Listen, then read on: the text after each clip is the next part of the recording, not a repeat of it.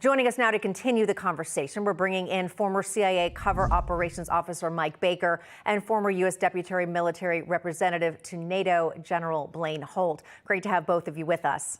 Great to be Thank here. you. All right. General Holt, I want to start with you. What do you make of the relationship between Chinese President Xi and Vladimir Putin? Is it a close relationship, or is there actually something going on behind the scenes that we might not know about? Are they as close as we're guessing they are? So to use a Facebook term, it's complicated.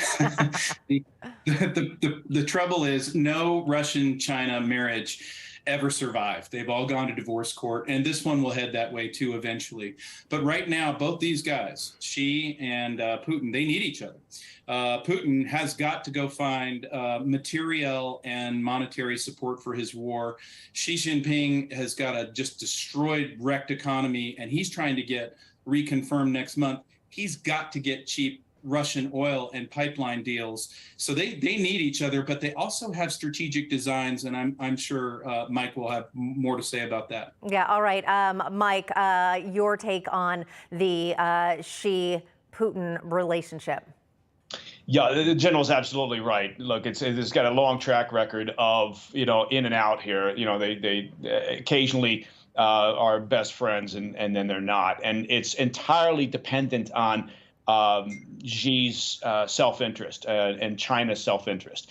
China, the regime, does nothing that isn't in their perceived best interest. Now, Russia does the same thing, and you could argue a lot of countries do, and you could argue U.S. is the only one that apologizes when we do act in our own best interest. But with Xi, he's driving this dance right now.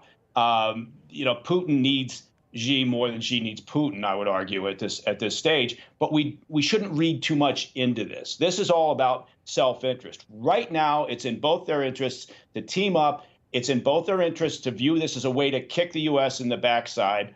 And that's always of interest to both of these nations. Yeah, and, General Holt, with regards to Vladimir Putin, I mean, he's so, I would say, kind of like a lone wolf type. And I mean, I can't imagine that his country, now seeing the disastrous way that the war in Ukraine is going, would support him much longer. Do you have any insight into the future for Putin? Yep. So it's definitely true that his circle is shrinking around him, and it's very doubtful that he's ever getting very accurate information about what's going on in the war. One place, though, that we shouldn't be so quick to say that, oh, Russia's finished. He knows that he has a full house in his hand with regards to the energy crisis that is now foisted from these sanctions in Europe. We've already seen 5 governments fall, and yet Ursula von der Leyen and the current leaders, Liz Truss, they're doubling down on this strategy of we're going to get off Russian gas by the end of the year. But so no one should think that Putin's in any way, shape, or form finished. He's just very much weakened, and he's in trouble, and he knows it. And Mike, as you pointed out, that you think Putin definitely needs Xi way more than Xi needs Putin. I want to switch a little bit, though, to Taiwan here and get your reaction to this, Mike. Chinese President, of course, Xi, told his military that he wants to have the capability to take control of Taiwan by force by 2027. Now, this is per CIA Deputy Director David Cohen, who said that he does not currently believe that Beijing has made a decision about whether or not to proceed. Your take on this?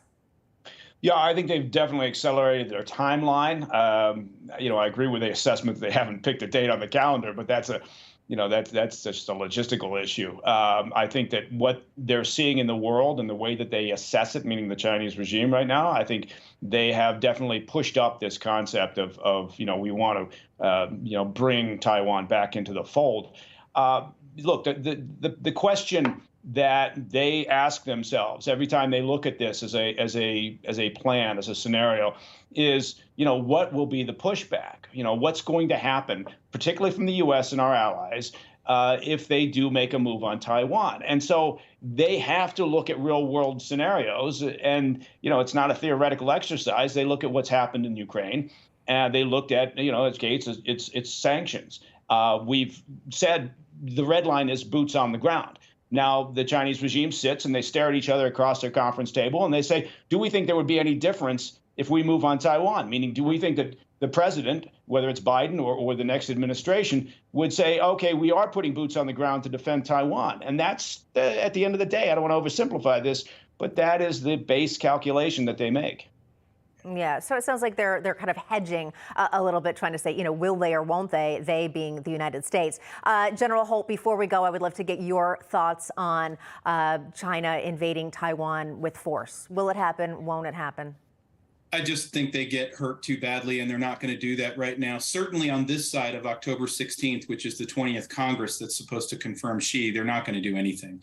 And I would also argue that Xi and the CCP has a much higher goal, and it involves the BRICS, and it involves disintermediating or getting rid of the US dollar on world markets. And right now, they've got a lot of fans that we should be very worried about in Saudi Arabia, Turkey, and India. We have to watch those very carefully. Wow, okay. I'd say that the general is correct. If I could add one more point, sure, which is that I think there's also an emotive issue here. And by that, I mean, Xi doesn't want to leave the world stage. He's not going to give up until he has reunified with Taiwan. So based on his health, whatever, he's definitely getting a third term out of this Congress coming up next month, that the general mentioned.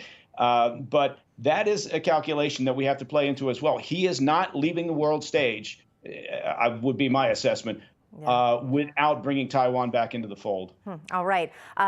Lots of big egos we're talking about with Xi and Putin. All right. Mike Baker, General Blaine Holt, really appreciate your time. Thank you. Great weekend. You too. Thank you.